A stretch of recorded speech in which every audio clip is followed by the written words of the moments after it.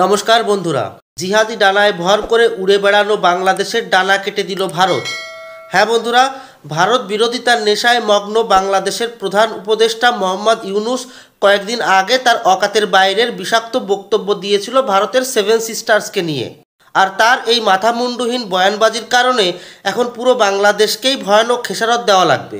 যে বাংলাদেশ ভারতের seven সিস্টারকে landlocked বলেছিল, তারা নিজেরাই এখন ল্যান্ডলকড হয়ে গেল। যে বাংলাদেশ নেপাল এবং ভুটান থেকে এনার্জি ইম্পোর্ট করার উচ্চাকাঙ্ক্ষা পালছিল, তারা এখন নেপাল এবং ভুটান পর্যন্ত একটি সূচও আনা নেওয়া করতে পারবে না। যে বাংলাদেশ নিজেকে গার্ডিয়ান অফ ওশান বলে মিথ্যা দম্ভ দেখাচ্ছিল, তারা এখন তাদের প্রোডাক্ট সমুদ্র পথে বাইরের দেশে ঠিকমতো পাঠাতেও পারবে না। স্ক্রিনে দেখুন, ভারত বাংলাদেশের সাথে চলা ট্রান্সশিপমেন্ট এগ্রিমেন্টকে ক্যান্সেল ঘোষণা করেছে। আর ভারতের এই পদক্ষেপ বাংলাদেশকে খুব দ্রুত কাঙ্গাল দেশে পরিণত করতে চলেছে। ট্রান্সশিপমেন্ট এগ্রিমেন্ট কিভাবে এই এগ্রিমেন্টের ক্যান্সেলেশনের জন্য বাংলাদেশ ভিখারি দেশে পরিণত হতে চলেছে সেটি জানানোর আগে একটাই অনুরোধ, চ্যানেলটি সাবস্ক্রাইব করে বেল আইকনটি প্রেস করবেন। তো চলুন শুরু করি। হাসিনার দেশ ছেড়ে পালানোর পর সামাজিক যোগাযোগ মাধ্যমে আপনারা একটি বিষয় অবশ্যই দেখেছেন যে ভারত বিরোধী বাংলাদেশিরা বলছে হাসিনা নাকি ভারতের হাতে বাংলাদেশকে বিক্রি করে দিয়েছে।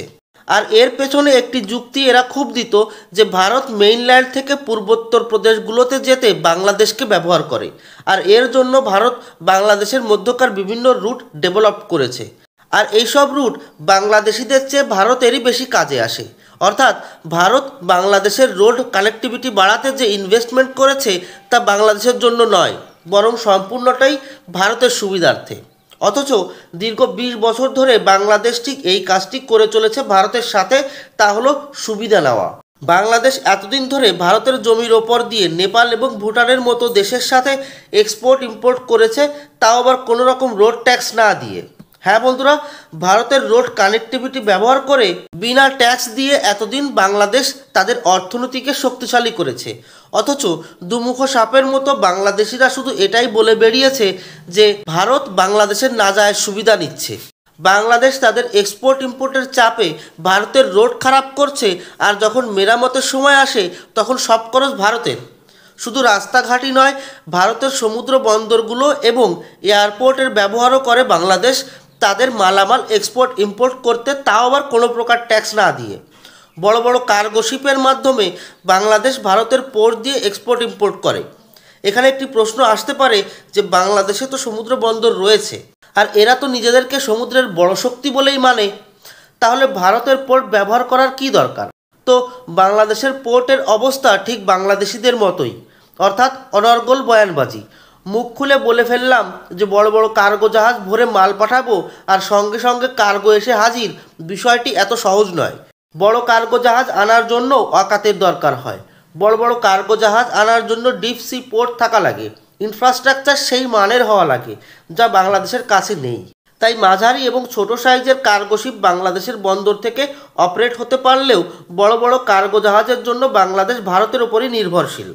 এখানেই শেষ নয়, আমাদের দেশের গার্মেন্টস রপ্তানিকারক সংস্থা AEPC অনেক আগেই সরকারকে বলেছিল এই ট্রান্সশিপমেন্ট এগ্রিমেন্ট ক্যান্সেল করতে, কারণ বাংলাদেশের মালামাল এক্সপোর্ট করার চাপের কারণে ভারতের পোশাক খাত প্রভাবিত হয়। উদাহরণ হিসাবে যদি বলি, তাহলে প্রতিদিন 20 থেকে 30টি বাংলাদেশের মালামাল বোঝাই ট্রাক দিল্লির বিমানবন্দরে আসে। দিল্লির বিমানবন্দর কার্গো টার্মিনালে যানজটের সৃষ্টি হয়, ভারতীয় এক্সপোর্ট প্রভাবিত হয়। মালামাল বেশি হওয়ার ফলে বিমান সংস্থাগুলো ভাড়া বেশি নেয়, অর্থাৎ সব ক্ষতি ভারতের, আর বাংলাদেশকে ট্যাক্স পে করা লাগে জিরো। মোট কথা যে বাংলাদেশ বিনা পয়সায় সব সুবিধা ভারত থেকে নেয় এবং ভারতীয় কোম্পানিকেই কম্পিটিশন দেয়, সেই বাংলাদেশের প্রধান উপদেষ্টা চীনে দাঁড়িয়ে চীনকে আমন্ত্রণ জানায় ভারতের সেভেন সিস্টারকে দখল করতে।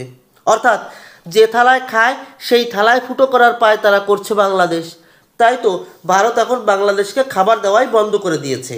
এখন বাংলাদেশ বুঝবে যে ল্যান্ডলক কে, ভারতের সেভেন সিস্টার নাকি বাংলাদেশ, নাজায়েজ সুবিধা কে নিচ্ছিল, ভারত নাকি বাংলাদেশ। তবে একটি কথা না বললেই নয় যে ইউনূসের বক্তব্যে ভারতের সর্বসাধারণের মনে একটি আওয়াজ উঠেছিল যে বাংলাদেশকে উচিত জবাব দেওয়ার সময় এসে গেছে। কিন্তু ভারত সরকার যে এরকম একটি দাঁত ভাঙা জবাব দিবে তা কারো চিন্তায় আসেনি। যাই হোক, ভারত সরকার একটি বিষয় ক্লিয়ার করে দিয়েছে যে পাকিস্তানের মতোই বাংলাদেশের সাথেও আলোচনার মাধ্যমে সমস্যা সমাধানের সময় পার হয়ে গিয়েছে। তাই তৈরি থাকো বাংলাদেশ, রংপুর ও চট্টগ্রামকে মিলিয়ে 7 সিস্টার আবার 9 সিস্টার না হয়ে যায়। ধন্যবাদ। জয় হিন্দ, জয় ভারত।